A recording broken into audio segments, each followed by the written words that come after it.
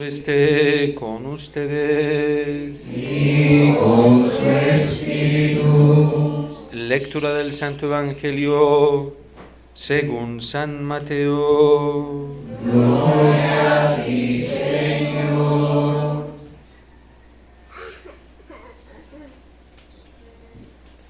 En aquel tiempo dijo Jesús a sus discípulos: si no son mejores que los letrados y fariseos, no entrarán en el reino de los cielos. Han oído que se dijo a sus antiguos: no matarás, y el que mate será procesado. Pero yo les digo, todo el que esté peleado con su hermano será procesado.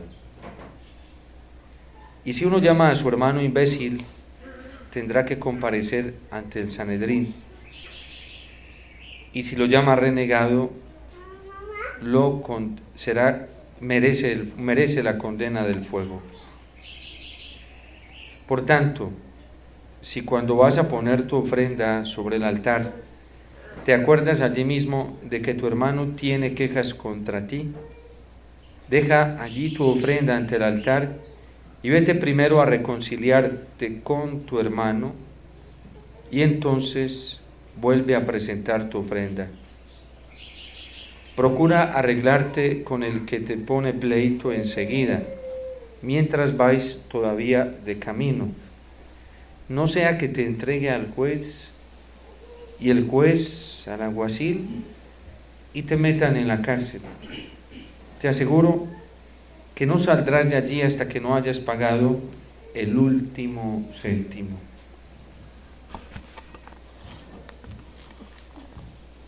Palabra del Señor. Gloria a ti, Señor Jesús. Tu palabra me da vida, confío en ti, Señor. Tu palabra es eterna, y en ella esperaré.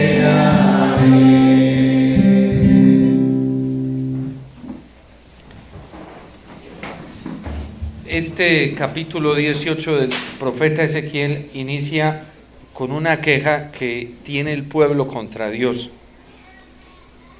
Y es que el Señor ha mandado a los profetas a decirle al pueblo que no están bien, que todas las desgracias que les están ocurriendo y otras más que les van a ocurrir, más fuertes todavía, son consecuencia de su propio pecado, de su rebeldía, de su desobediencia, de su indiferencia frente a la palabra del Señor.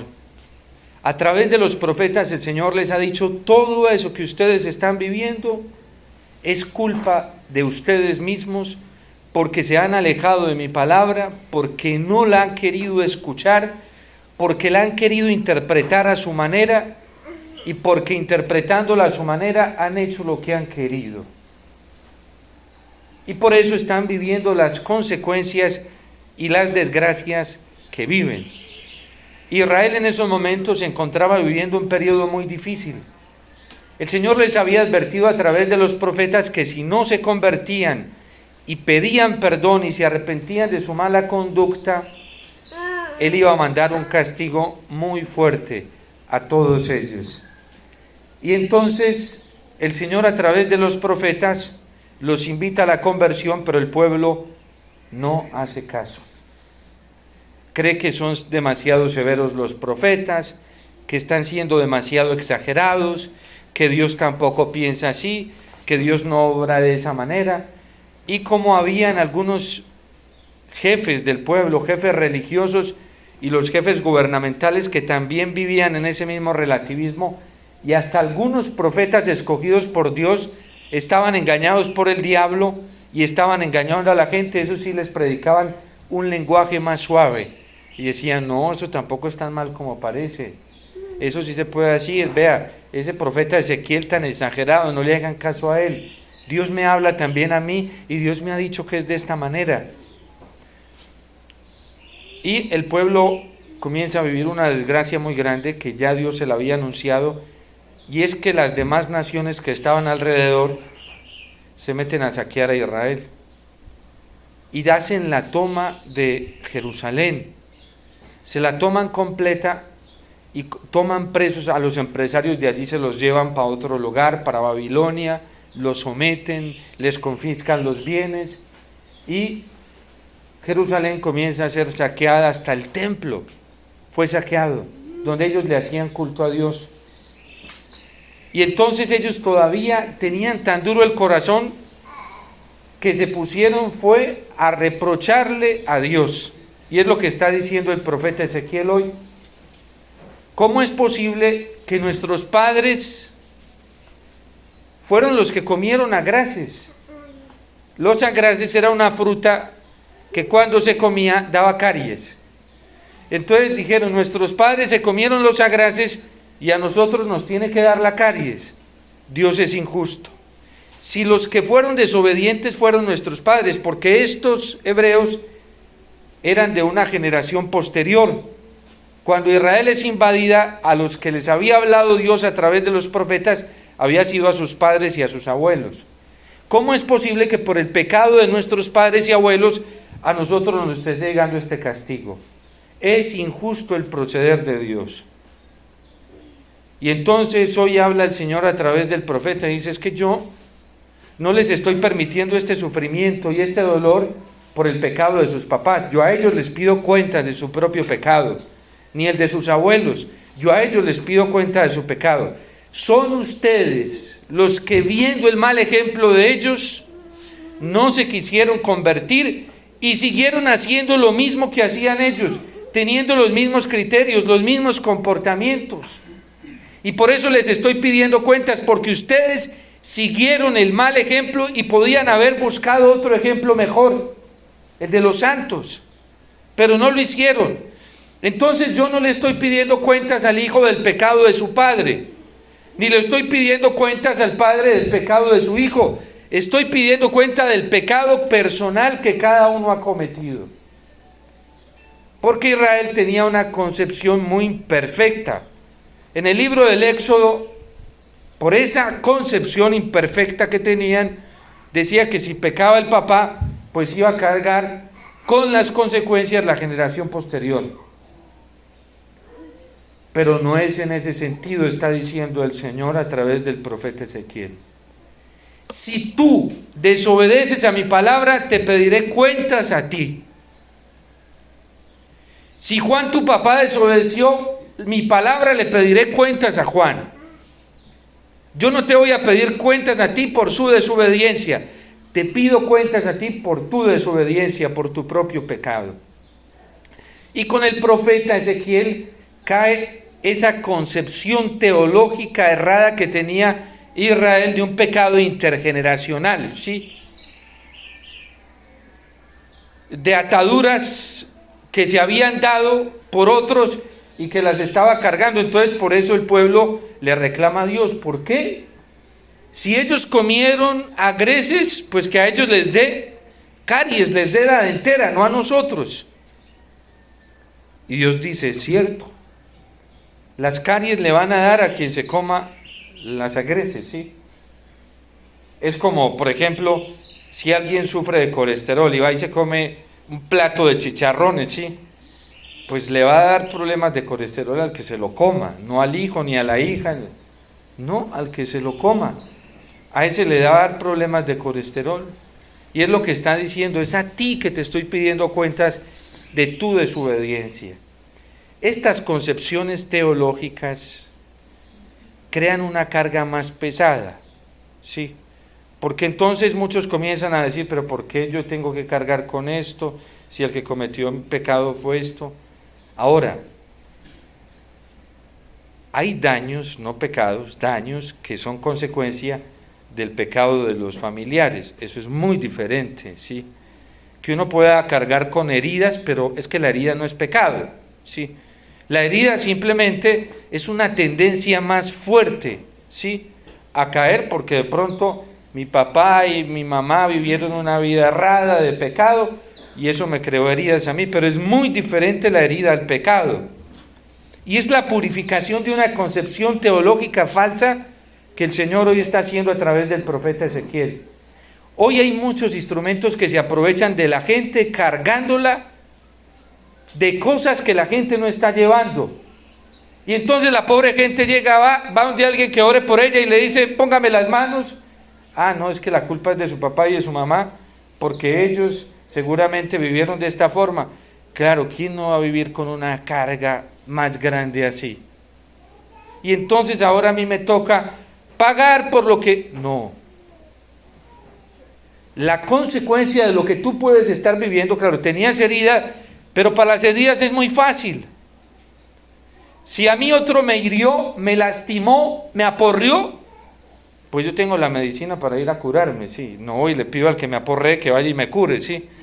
Voy y busco un médico. Para las heridas nosotros tenemos siempre solución, que es el Señor. Pero nos vamos cargando con cosas erróneas y el alma se va asfixiando, el corazón se va cargando y termina cada vez más mal que bien, por acoger errores. Miren, el problema que hoy vivimos en la iglesia por esto es impresionante. Qué pesar, hay pobre gente que tiene unas cargas encima que dicen, Padre, pues es voluntad de Dios. No, eso no fue voluntad de Dios. Eso es problema de que tú no lo has buscado sinceramente. Es problema de que tú no te estás acercando al Señor con todo tu corazón. Es problema de ti mismo, que en vez de ir a buscarte directamente al Señor en su palabra, ponerte a orar verdaderamente de corazón, como lo está haciendo hoy el salmista de manera hermosísima en el Salmo 129, cuando dice, desde lo hondo, grito a ti, Señor. Miren, ¿saben cuál es nuestro problema en la vida espiritual? Y por eso, en vez de sanarnos de las enfermedades, terminamos más enfermos. Y la gente va donde este padrecito, donde este instrumento, donde este vidente, donde este profeta, donde este otro, donde este que le haga esto, donde este otro. Y va, y va, y va, y va, y va. Y cada vez termina de mal en peor, como la mujer hemorroísa, 12 años, hasta que se le acabó todo lo que tenía y cada día iba de mal en peor. Y miren lo que el ejemplo tan hermoso de la sabiduría de un orante que busca desde el corazón. Hoy el Salmo 129, desde lo hondo grito a ti, Señor. Hay instrumentos, y hablo de sacerdotes, pastores, obispos también, falsos profetas, que se aprovechan de las cargas que tiene la gente para hacerse importantes ellos. Y no para hacer importante al Señor, que es el único que nos salva. Y les encanta que la gente esté yendo de donde ellos 1 año, 2 años, claro, porque los tienen sometidos al juicio de ellos. Un verdadero pastor no hace eso con la gente, la lleva directamente donde está la solución, donde está la salvación, donde está la liberación. ¿Y quién es el que tiene la solución, la medicina, la liberación? La tiene el Señor. Y aprendamos de la palabra de Dios. Es que no nos lo está diciendo cualquier aparecido, nos lo está diciendo la palabra del Señor desde lo hondo. Clamo a ti, Señor. Señor, oye mi voz. Estén tus oídos atentos a la voz de mi súplica. Y dice el salmista mientras ora, si llevas cuenta de los delitos, Señor, ¿quién podrá resistir? Pero de ti procede el perdón. No hay persona, por muy pecadora que sea, por muy terrible que haya sido en la vida, por muy bárbara que haya sido en la vida, que se postre delante del Señor y le pida misericordia y le diga que quiere cambiar, que no obtenga como resultado el perdón del Señor. Y por eso hoy Ezequiel lo está diciendo, yo no quiero la muerte del pecador. Lo que quiero es que cambie, que se convierta, que venga a mí, que me pida a mí. Yo soy el manantial de aguas vivas. Y lo dice a través de Jeremías, ustedes me cambiaron a mí, manantial de aguas vivas, por cisternas rotas y agrietadas. Mire, la gente se la pasa yendo hoy, y hablo dentro de la Iglesia Católica, donde le digan que por allí hay cosas fantásticas y extraordinarias, para allá corre la gente. Y el Santísimo cada vez más solo. Y es el Señor. Es el Señor. Yo nunca he visto, y lo dice el Salmo, y hago réplica de ese Salmo, acogiendo la experiencia que yo he vivido. Yo nunca he visto a una persona que llegue con arrepentida delante del Señor a pedirle perdón, defraudada. Nunca. Hace poco tuve una experiencia, a mí me ha pasado como sacerdote en estos cortos años de sacerdocio cosas muy hermosas. El 11 de febrero habíamos tenido una jornada en nuestra comunidad religiosa, ahí donde las hermanas, de oración por los enfermos. Las hermanas me pidieron celebrar la Eucaristía y había muchísima gente allí. El día antes recibí un mensaje de alguien que me dice: padre, yo sé que usted se mantiene muy ocupado, pero quiero pedirle un favor. Hay un hombre que está en la clínica, está en cuidados especiales, está muy mal y su vida ha sido, no ha sido buena. Ha vivido en pecado toda la vida y está pidiendo un sacerdote. Y no habían podido encontrar sacerdote para que fuera. Yo le dije: yo mañana voy a ungir una persona enferma a Medellín, de una vez voy. Si encuentro quien me lleve. Entonces vinieron a recogerme después de la Eucaristía y iba a ungir esta enfermita, una señora ya de edad también que está muy malita. También detrás de ella hay una historia muy particular porque su hijo tuvo una gracia muy especial, pero bueno, no la voy a contar acá. Entonces íbamos de camino y me dicen: padre, ¿qué tienen que hacer? Miren, tengo que ir a ungir un enfermo, pero entonces vamos y ungimos a esta señora que está necesitada. Entonces me dicen los familiares: no, padre, vamos primero y unja a este enfermo, después va donde mi abuelita. Entonces, una hija espiritual. Entonces nosotros lo llevamos, fuimos allá a la clínica. Llegué a la clínica, de una muy abiertos me dejaron entrar porque tenían también: padre, lo que pasa es que usted va a llegar en hora que no es de visita. No hay problema, porque ya nos dejan entrar. Y efectivamente entré. Claro, este hombre estaba, después de haber llevado una vida de pecado, como ustedes no se la imaginan, ¿sí? Horrible. Este hombre estaba sufriendo mucho, y el sufrimiento hizo algo muy bonito en él, ¿sí? Él tuvo un amigo toda su vida, y solo al final de su vida se dio cuenta que era el mejor amigo que había tenido, y era el sufrimiento. El sufrimiento lo llevó a recapacitar y a darse cuenta que tenía que volver a Dios y que debía pedirle perdón a Dios. Y por eso comenzó a pedir la presencia del sacerdote.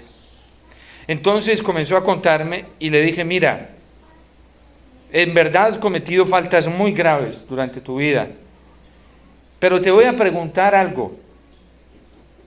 Si tú te paras de esta cama y el Señor te cura, ¿tú estás dispuesto? Tenía que dejar vida de pecado que había vivido con ella años y años, y que era la seguridad para él. Y le dije: mira, si tú te llegas a parar de acá, ¿tú estás dispuesto a no volver a esa vida que llevaste? No me dejó ni terminar, con dificultad para hablar, me dijo: lo que sea, padre, lo que sea hago, con tal de recibir el perdón. ¿El Señor te perdona hoy? Yo levanté mi mano para que Cristo lo perdonara, y a mí me dio una satisfacción cuando al finalizar: te absuelvo de todos tus pecados en el nombre del Padre, del Hijo y del Espíritu Santo, amén. Y le dije: tu alma ya está limpiecita, tu corazón ya está en comunión por Dios. Traje la Eucaristía, ¿quieres recibir a Jesús? Y me dijo: sí, yo quiero recibir el Santísimo. Le di la Eucaristía, comulgó con mucha dificultad, se la ayudamos a bajar con agua, y después le di el sacramento de la unción de los enfermos. Y ya me fui, él se quedó tranquilo. La mamá entró llorando y le dije: ¿usted por qué llora?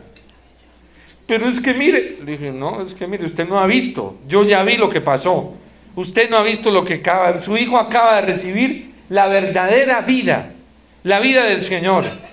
Y entonces me miraba así raro, sí, usted no tiene por qué estar llorando, tiene que estar feliz. Padre, pero si se muere, mejor, ¿sí? Mejor, porque ya está ganado, aprovechó. Y a los 2 días se lo llevó el Señor, ¿sí? Yo sentí una felicidad en mi corazón, ¿sí? Ese hombre aprovechó. Y el Señor, porque si el pecador se convierte, yo lo perdono. Yo no quiero la muerte del pecador, sino que cambie y viva. Es lo que quiere el Señor. Y es la sanación y la curación más grande que nos quiere dar el Señor a todos. Ese hombre se fue en paz. Quedó en paz. Quedó tranquilo porque el Señor lo perdonó. Y él se quedó con esa certeza de que el Señor lo había perdonado. Pero a veces nosotros, por tener una experiencia tan pobre de la fe, pedimos cosas demasiado pequeñas. La gente anda detrás de la sanación de un pie, de una mano, de un dolor de cabeza. No. Un hombre y una mujer de fe tienen que buscar cosas más grandes. Como lo que buscó este hombre. Buscó la salvación. Y a mí me ha tocado atender, no una, varias personas así, que aprovechan el gangazo y se ganan la salvación, la vida eterna. Quizás a lo mejor allá le tocará purificar alguna cosita en la otra vida, pero ya eso es ganancia, ¿sí? Ya eso es ganancia. Entonces, nosotros no podemos desperdiciar la oportunidad que el Señor nos está brindando hoy. Yo lo que quiero es que el pecador cambie de conducta y viva. Porque la curación más grande, el fruto más grande de nuestro corazón, viene cuando experimentamos la salvación de Dios en nuestro corazón. Cuando nos sentimos verdaderamente liberados en nuestro interior. Cuando nos sentimos, cuando tenemos una fuerza tan grande en nuestro interior, como dice San Pablo, que ni siquiera nuestra conciencia mal formada nos puede señalar. Y por eso San Pablo decía, a mí no me importa que a la gente me juzgue, me critique y me condene. A mí no me importa. Yo no me dejo molestar por eso. Y tampoco por mi misma conciencia, aunque nada tiene que reprocharme. Que mi juez sea el Señor. ¿Y qué dice el juez supremo? Que si nosotros decidimos romper con la enfermedad más terrible de todas, que es el pecado, Él nos sana. Él nos sana. Entonces, cuando se trata de esa enfermedad que yo llevo dentro, y no es culpa del de allá, ni del de acá, ni del que está por allá lejos, sino mía, y la reconozco y digo, y Señor, basta ya. Hoy quiero ser un hombre y una mujer diferente. Y hoy quiero romper en tu nombre con esa atadura, porque tú me estás ofreciendo la salvación. En esos momentos llega la salvación. Y por eso el salmista dice, mi alma espera en el Señor. Espera en su palabra. Mi alma guarda al Señor más que el centinela a la aurora. Porque sabe que el Señor sí lo perdona, sí lo salva, sí lo libera, sí lo restablece. Y luego le hace la invitación al pueblo y dice, Israel, no te pongas a esperar de los hombres, espera en el Señor, como el centinela a la aurora, porque del Señor viene la misericordia y la redención copiosa. No se dejen enredar. Mire, gente con dones y carismas abundan hoy en la iglesia. Pero gente recta que administre rectamente esos carismas y esos dones, muy pocos hoy dentro de la iglesia. Porque algunos se aprovechan hasta de las redes sociales con los dones y carismas del Señor para hacerse famosos. Otros para explotar a la gente y para quitarles plata. Con los dones que Dios les confió para que lleven a la gente a Él. Para que Israel Espera en el Señor. Otros, para poder tener control y dominio, porque cuando no hay ejercicio de poder y control sobre los demás, como que la gente se siente desesperada. Hay gente dentro de la iglesia adictas al poder, adictas. El Papa Francisco dijo una cosa muy fuerte cuando comenzó a tratar el abuso sexual a menores de parte de sacerdotes, y dijo que muchos de esos abusos sexuales habían empezado con el abuso de poder. Y hay obispos, hay sacerdotes, hay ministros que abusan del poder, y que muchas veces abusamos del poder que Dios nos dio para llevar las almas a Él, no para dejarlas con nosotros. Y lo mismo así hay laicos, con dones y carismas que Dios les confió para explotar a la gente, simplemente para hacerse famosos, para tener el control de la gente y para tener beneficios materiales. Y cuando Dios nos hace ministros y no dueños. Y el ministro siempre tiene que estar referenciando al dueño, que es el Señor. Y por eso Dios viene a salvarnos como buen pastor. Ayer decía el Salmo: el Señor es mi pastor y nada me falta. Padre, que es que yo estoy así por el mal ejemplo de los sacerdotes, es culpa tuya. Porque si algunos sacerdotes te han dado mal ejemplo, el sumo y eterno sacerdote, que es Cristo, no te ha dado mal ejemplo. No tienes excusa. Pero es que Él era Dios, pero también se hizo hombre como tú.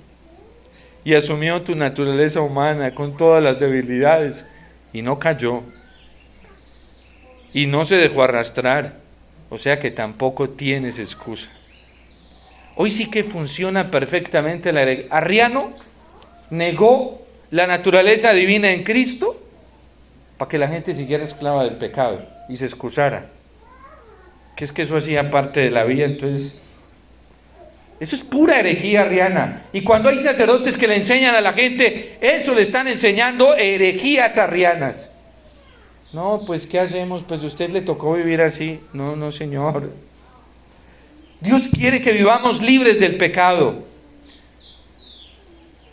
Y cuando enseñan esto, son contrarios a la Eucaristía, porque en la Eucaristía le decimos al Señor: líbranos de todos los males y concédenos la paz en nuestros días, para que, ayudados por tu misericordia, vivamos siempre libres de pecado. La iglesia nos enseña otra cosa muy diferente. Cuando hay hoy dentro de la iglesia pastores que enseñan que la gente está destinada a vivir en el pecado y que Dios acepta eso, esos no creen ya en la Eucaristía, así la celebren. Porque hay muchos que la celebran y no creen en ella. Y eso hay muchísimos en la iglesia, que le dicen a la gente vaya a misa, pero no creen en el poder de la Eucaristía. Una cosa es decirle a alguien: en la Eucaristía está la salvación, y otra cosa muy diferente, creer que en la Eucaristía está la salvación. Por eso lo que estamos viviendo hoy dentro de la iglesia. Miren, decirle a un par de homosexuales que llevan una conducta errada, y moralmente errada, depravada, ¿sí?, que si se aman, eso es suficiente para que estén bien, eso es condenarlos ya en vida a vivir los efectos del pecado. Decirle a una persona que tiene tendencia homosexual: Dios te ama, te creó, es tu Padre, y Dios te quiere ayudar para que esa tendencia no te domine, es brindarle la posibilidad de la salvación. Decirle a una persona que tiene una orientación, una tendencia desordenada: busca a Cristo, porque Cristo te va a ayudar, y ahí puedes ser feliz, y ahí puedes vivir castamente y te puedes santificar. Si buscas al Señor, es ofrecerle el camino de la libertad. Pero decirle a una persona que tiene esa tendencia y dice: es que yo necesito un hombre, yo necesito estar con otro hombre para poderme sentir feliz. Sí, sí, eso está bien, Dios lo acepta, es mandarlos al infierno. Porque no es así.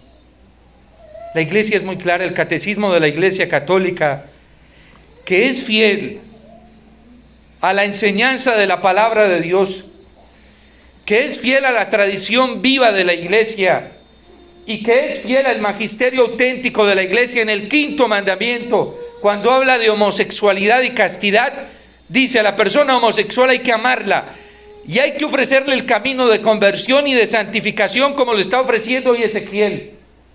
Y hay que decirle que también puede ser santa, que también puede vivir en el amor de Dios, pero no alimentando un desorden, y mucho menos cuando ese desorden se convierte en pecado, porque esas pobres personas van a sufrir mucho y va a ser una carga muy grande para ellas. Y hoy dentro de la iglesia hay gente que le gusta ponerle cargas a la gente porque no las aman, porque quien verdaderamente ama quiere ver a su hermano libre. Y por eso Jesús hoy dice: en verdad os digo, ¿sí?, que si vuestra justicia no es mejor que la de los letrados y fariseos, de esos hay muchos hoy en la iglesia, de esos letrados y fariseos que se saben todo y saben cuál es el camino, entre comillas, de la salvación, pero conducen a la gente a la perdición. Letrados y fariseos que llevan por caminos cerrados al pueblo de Dios y que no le están ofreciendo la liberación y la salvación en Cristo. Si vuestra conducta no es mejor que la de ellos, no entraréis en el reino de los cielos. Habéis oído que se dijo: no matarás, y el que mate será procesado. Decirle a una persona que siga en el pecado, ¿saben qué es hacerle? Eso se llama pecado de escándalo, y lo trae clarísimo el magisterio de la iglesia. Los papas anteriores en sus encíclicas lo han hecho ver claro. Decirle a una persona que siga en el pecado es darle cometer un pecado de escándalo y llevarla a la perdición. Como lo hicieron tantos católicos en Colombia, que llevaron a la gente a escoger el mal, padre, porque es menor. Ahí cometieron pecado de escándalo también. Porque es que la dignidad de la persona humana hay que cuidarla, hay que protegerla, y nosotros al prójimo tenemos que ayudarlo a que encuentre la vida, y la vida en Cristo, y la vida en el Señor, y la salvación en el Señor, y todos los que vengan donde el Señor como fuente de vida, lo encontrarán como vida. Pero decirle a una persona que vaya y haga el mal, es entregársela al demonio. Es entregársela a la fiera que está lista para devorar, acribillar. Y por eso estamos viviendo las consecuencias que estamos viviendo en Colombia. Saben que Jesús quería que la situación fuera diferente en nuestro país. Y Él lo iba a hacer.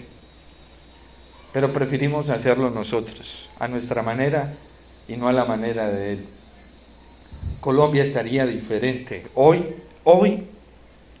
si le hubiéramos obedecido al Señor. Y por eso nosotros, habéis oído que se dijo: no matarás, pero el que no matarás, el que mate será procesado. Pero yo os digo, todo el que esté peleado con su hermano será procesado. ¿Saben por qué no nos amamos unos y otros? Porque muchas veces nosotros no estamos procurando el bien de nuestro prójimo. Y el mayor bien que puede tener nuestro prójimo es la vida en el Señor. Y nosotros tenemos que ser un peldaño, un puente para que las personas encuentren al Señor. Miren, aquí hay unos laicos que están haciendo un esfuerzo para que ustedes puedan tener este espacio. Y eso es procurar el bien de cada uno de ustedes. Eso se llama amor al prójimo. ¿Por qué? Porque lo único que quieren es que ustedes tengan un encuentro con el Señor, que lo encuentren a Él. Pero matando al hermano, nosotros no vamos a hacer nada. Si uno llama a su hermano imbécil, tendrá que comparecer ante el Sanedrín. Y llamarlo imbécil no es solamente decirle imbécil, es aprovecharse de su ignorancia. Hubo católicos en Colombia que manipularon la conciencia de otros católicos, de otros pequeños, que estaban en la ignorancia y necesitaban una luz para saber tomar una decisión, y líderes católicos, laicos, manipularon la conciencia de la gente y se aprovecharon de esa ignorancia, de la dignidad del prójimo, para llevarlos a cometer error. Y cantidad de gente viene y me dice: padre, es que yo no sabía, padre, es que me puse a escuchar la gente de este movimiento, de este grupo, que me dijeron que votara por este señor que era abortista, que eso no había problema. Fui donde un sacerdote y me dijo que lo hiciera, que no había problema. Sí hay problema, porque la iglesia dice lo contrario. Pero ellos, padre, decían que la iglesia decía: eso es mentira, falso. Y si un sacerdote te dice que el mal es una posibilidad para llegar al bien, te está diciendo mentiras. Y no está enseñando el evangelio, y no está enseñando lo que la iglesia enseña. Así sea un obispo, porque es que la tarea nuestra es enseñar la verdad del evangelio. Y nosotros no podemos dejarnos engañar.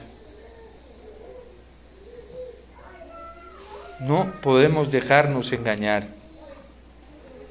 Este es un tiempo para mirar a Jesús, solo a Él, irnos detrás de Él. Y a todos se nos está ofreciendo esta oportunidad salvífica.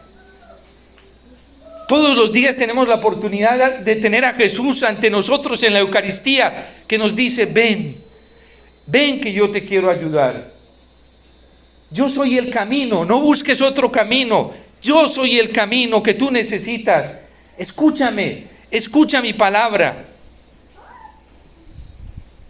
El único que nos enseña a no ser un escándalo para los demás es Jesús. Y ese es el maestro que todos debemos seguir. Por eso María Magdalena lo buscaba desesperada después de que se lo mataron. Y cuando lo reconoce dice: Rabuní, porque Jesús le dice: ¿a quién buscas? Y ella le dice: busco a mi maestro, al que me ha enseñado a ser mujer, al que me ha enseñado a vivir la vida, al que verdaderamente me conduce ante Dios. Entonces Jesús se le desvela y ahí sí le dice: Rabuní, mi maestro. Por eso nosotros debemos escuchar al Señor. Tenemos que dejar de ir a buscar cisternas rotas y comenzar a meditar más el Evangelio, a orar el Evangelio. En el Evangelio está la persona de Cristo y Él es nuestro pastor. Y Él es la misericordia del Padre. Y si uno llama a su hermano imbécil, tendrá que comparecer ante el Sanedrín, y si lo llama renegado, merece la condena del fuego. Por tanto, si cuando vas a poner tu ofrenda sobre el altar te acuerdas de sí mismo de que tu hermano tiene quejas contra ti, si le hemos servido de escándalo a otros, este es tiempo de reconciliarnos y pedirle perdón al Señor. Si nosotros y hay que orar, miren, en Colombia es doloroso esto que les voy a decir, porque mucha gente se ha dado cuenta del error y está reparando, porque sí fue un error grave. Haber votado por un candidato que promueve el aborto, matrimonio igualitario, adopción para personas del mismo sexo, legalización de la droga. Si ustedes ven un poquito, quieren ver un poquito, miren cómo está la sociedad hoy después de elecciones.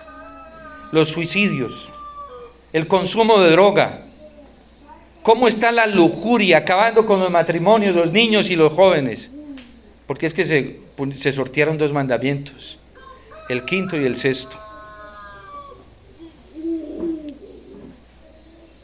Y esas personas que llevaron a tantos católicos por un pecado de escándalo a cometer el error que cometieron tantos por ignorancia, deben reparar, pidiendo perdón. A los pequeños que se dejaron guiar por eso.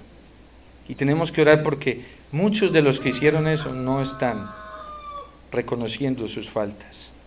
Y el Señor quiere que repare.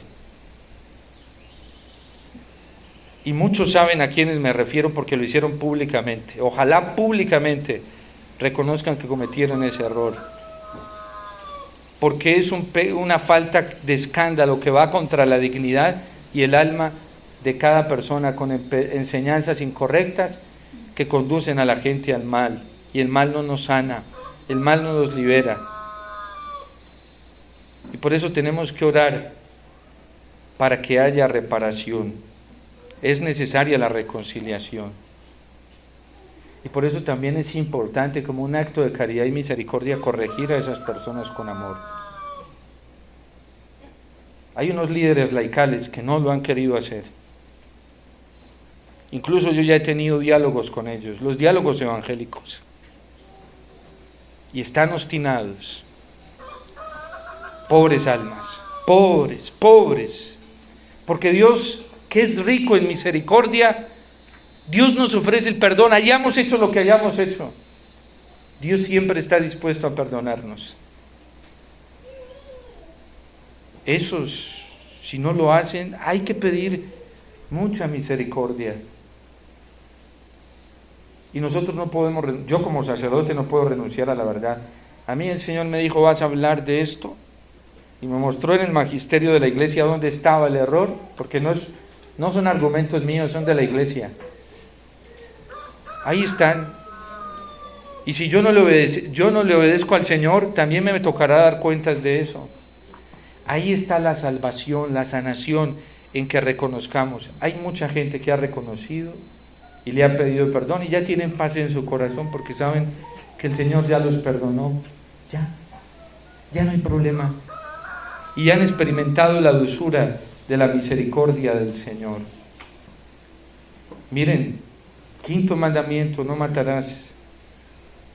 Pero muchos católicos dijeron, eso de matar a unos cuantos niños en el vientre de la madre, eso es un mal menor, no hay problema. ¿Sí? Y no es exageración lo que les estoy diciendo. Estas personas con sus comunicados que llevaron a tantos católicos a cometer este error, lo sabían desde antes. Lo sabían desde antes. Yo, a esos mismos líderes, antes de comenzar a hablar esto, les dije, esto no está bien, no lo hagan. Y no les importó, lo hicieron. Y le dijeron a la gente, con tal de que no se nos meta el marxismo, tenemos que defender más vidas. No importa que haya que sacrificar unas cuantas. Porque el principio, decían así, el principio de legítima defensa de Santo Tomás de Aquino, falso, mentira, pura mentira. San Juan Pablo II en la Evangelio, pura mentira. Los obispos de Italia, la Conferencia Episcopal Italiana, pura mentira. San Pablo VI en la Humane Vitae, pura mentira, falso, porque cogieron y trasquilaron textos, los sacaron del contexto para hacerle creer a la gente que la iglesia decía eso. Ellos lo sabían desde antes. Pero a Dios le tendrán que dar cuentas. Y hoy Dios los está purificando. Y les está hablando bien claro. Y les va a seguir hablando bien claro. Porque quiere salvar sus almas. ¿Esto para qué? Para que no nos pase lo de Israel, que se puso a hacerle caso a falsos profetas. Y terminaron viviendo las consecuencias. Y después querían culpar al Señor también de lo que les estaba pasando. No, fue que no le hicieron caso a los verdaderos profetas. Le hicieron caso a los falsos profetas. Y nosotros no nos podemos dejar engañar. ¿Saben qué es el regalo más grande que nosotros tenemos? Que Cristo todavía está aquí, está vivo. Y se hace presente en su palabra y en la Eucaristía. Y Él nos está diciendo, no teman, síganme a mí, que yo los conduciré por caminos de paz y de justicia. Por eso nosotros no tenemos que ir a depender de nadie más. Los instrumentos en la iglesia sirven cuando nos llevan inmediatamente a Cristo. Y cuando nos dejan allá con Cristo. Y cuando en Cristo nosotros comenzamos a encontrar la alegría, la paz y el gozo. Un evangelizador en la iglesia que no lleve la gente a la Eucaristía, que no lleve la gente al Santísimo, que no lleve la gente a depender, a gustarse, a saborearse la palabra de Dios. Esos instrumentos no hay que seguirlos. porque tarde que temprano nos decepcionarán, tarde que temprano nos harán daño, tarde que temprano nos explotarán. Nosotros, la iglesia es hermosa, la iglesia es un instrumento. ¿Y saben qué es lo más bello que tiene la iglesia católica? Que nos habla claro y nos dice quién es el que nos salva. El Papa Francisco decía al inicio de su pontificado que la iglesia no era autorreferencial, y es verdad, porque la única referencia que ella tiene se llama Jesús, se llama la Eucaristía, y es tan hermosa la iglesia que todos los días nos ofrece a Cristo en la Eucaristía, todos los días. Y es tan hermosa la iglesia que tiene ministros, y a los ministros nos dicen: vaya, dele al pueblo el verdadero alimento, dele en la Eucaristía, dele en los sacramentos, dele en la palabra de Dios, porque a eso nos manda la iglesia. Cristo está vivo, está en medio de nosotros, Él es el reino de Dios, y hoy en esta Eucaristía está presente y nos quiere salvar a todos. Y ahorita lo escucharemos diciéndole al Padre que este es su cuerpo, que se entrega por cada uno y por muchos. Y ahorita lo vamos a escuchar diciéndole al Padre: esta es mi sangre, sangre de la alianza nueva y eterna, Padre, que yo la derramo por cada uno de ellos para el perdón de sus pecados. Y escucharemos a Cristo diciéndole a la iglesia: sigan actualizando esto en memoria mía. Y la iglesia hoy sigue obediente, trayéndonos a Cristo, porque la iglesia no es autorreferencial, la iglesia nos conduce al Señor. Cuando hay hoy laicos que atan a la gente y la amarran a grupos y a ellos mismos y no los conducen al Señor, cuidado, porque esos tienen más tinte de sectas que de cristianos, de sectarios que de verdaderos apóstoles del Señor. Y se hacen llamar apóstoles, pero son falsos apóstoles. Se hacen llamar discípulos, pero no son auténticos discípulos. Y las equivocaciones que le han hecho cometer a la gente son la evidencia suficiente para saber que no se pueden seguir. Todo lo que nos lleve a Cristo, lo que nos lleve a depender de su palabra y de la Eucaristía, tenemos que acogerlo con amor y con alegría, porque ahí está la salvación para todos nosotros y para el mundo entero.